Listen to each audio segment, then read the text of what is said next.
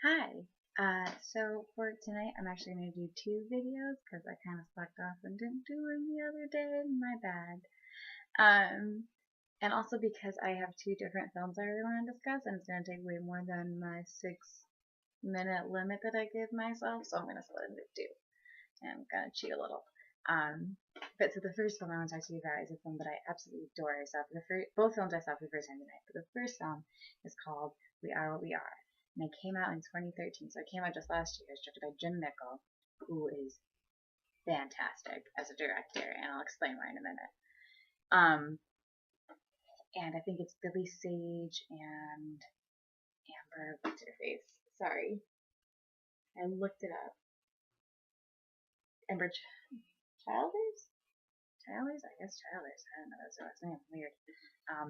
But they play two of the main characters, and the basic plot, and it's not going to give anything away if you look it up, it's going to tell you that a tragedy hits this family in a small town, and their strict, very domineering father forces the children to continue on with their cannibalistic ways. And yes, you heard right. I said cannibalistic, as in eating human flesh.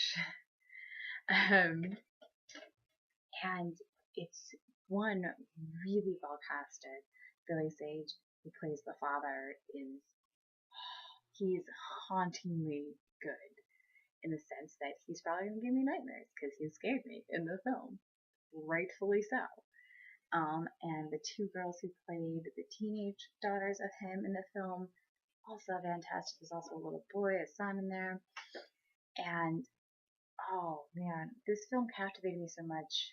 I think because it's the first horror film I've seen in a while that doesn't rely solely on the blood and guts and gore of horror genre films to make it scary.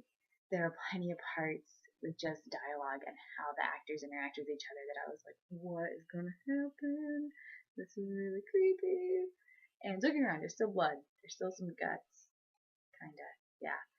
And there's still, some good violence. It's the main horror film. But it does something that I love so much in horror films that doesn't happen enough in newer horror films is it builds up that tension of you're like, what the fuck is gonna happen here? Like this is getting a little bit more ridiculous, and it keeps going and going, and you're like, what are they gonna do? Like this is crazy. What what? And I won't lie to you, like the first 45 hours so it takes a bit to get through. You're still intrigued. It's still a good story enough, in my opinion. But it takes a little bit to like really be like, I'm fully invested in this film. You have to really kind of want to watch it, which luckily I did, and I'm so glad that I stuck it out. And if you do too, to the end, the last 15 to 20 minutes of this film, holy shit, do not disappoint at all. Um, Literally made me say out loud. I was by myself watching this in my basement. Just say, what the fuck?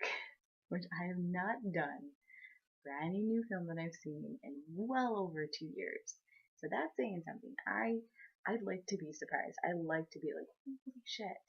And I was not disappointed, and the ending was not what I expected, but in the best way possible. Like the ending they made was way better than anything I could have thought of. And it's just so well done. And some of the shots they have, like some of these setups, these silhouettes that Jim Mickle does, and how he just lays out this whole story of this family dynamic crumbling and what's gonna happen, and it's just so unbelievably fascinating how it's done. So if you want to watch some good suspense horror film, check out We Are What We Are. You will not regret it. It's a fantastic film. So, that's it for tonight. No, not tonight. That's it for this film. I'm gonna do one more video for a different film. But that's it for this.